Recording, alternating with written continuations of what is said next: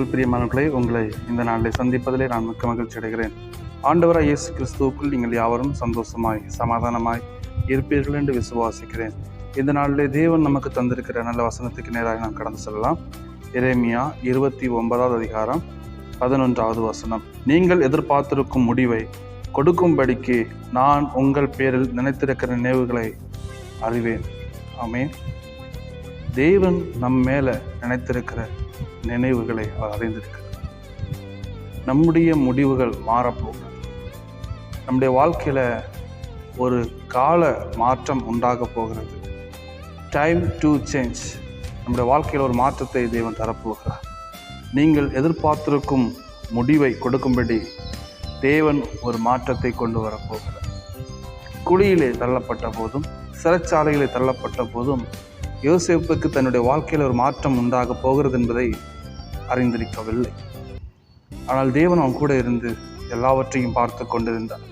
வாழ்க்கையில் ஒரு மாற்றத்தை கொடுத்தார்.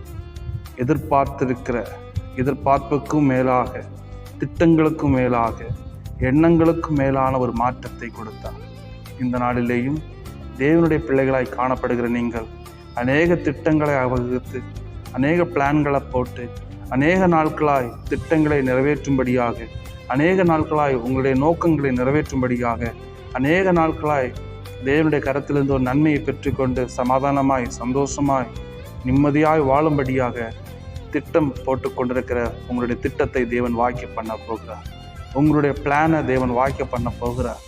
நீங்கள் கனம் பெற போகிறீர்கள். உங்களுடைய வாழ்க்கையில் ஆண்டவராய் இயேசு கிறிஸ்துவுடைய மகிமை வெளிப்பட போகிறது.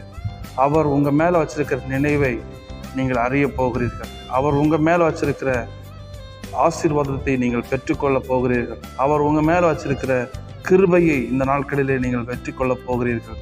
நீங்கள் எதிர்பார்த்திருக்கும் முடிவை அவர் உங்களுக்கு தரப்போகிறார். ஒருவேளை இந்த காலம் குழியில் தள்ளப்பட்டது போல, சிறைச்சாலைகள் அடைக்கப்பட்டது போல, கை கால் கட்டுப்பட்டது போல, எதையும் விடுதலையாய் செய்ய முடியாமல், எதையும் யோசிக்க முடியாமல், எந்த தீர்விலையும் சரியாய் நிற்க முடியாமல் ஒரு நிலைமையிலே காணப்பட்டால் தேவன் உங்களுடைய நினைவுகளை அறிந்திருக்கிறார். அதற்கான காலம் வந்திருக்கிறது. தேவனுடைய திட்டம் நிறைவேறப் போகிறது. உங்களுடைய மன விருப்பம் நிறைவேறப் போகிறது.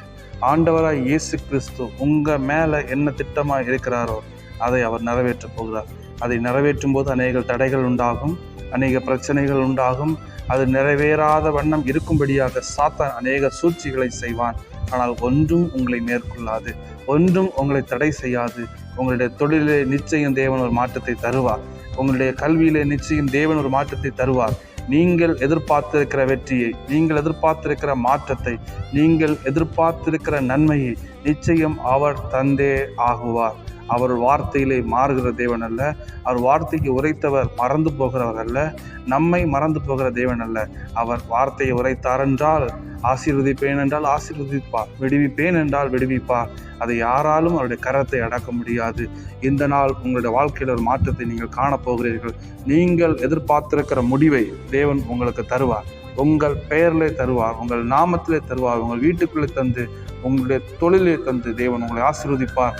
உங்களுடைய நினைவு நிறைவேறும், உங்களுடைய எண்ணம் நிறைவேறும், ஆண்டவருடைய பலத்தினாலே நிறைவேறும், ஆண்டவருடைய கிருபையினாலே நிறைவேறும், ஆண்டவருடைய உதவினாலே உங்களுடைய வாழ்க்கையில அற்புதத்தை நீங்கள் கண்டுகொள்வீர்கள்.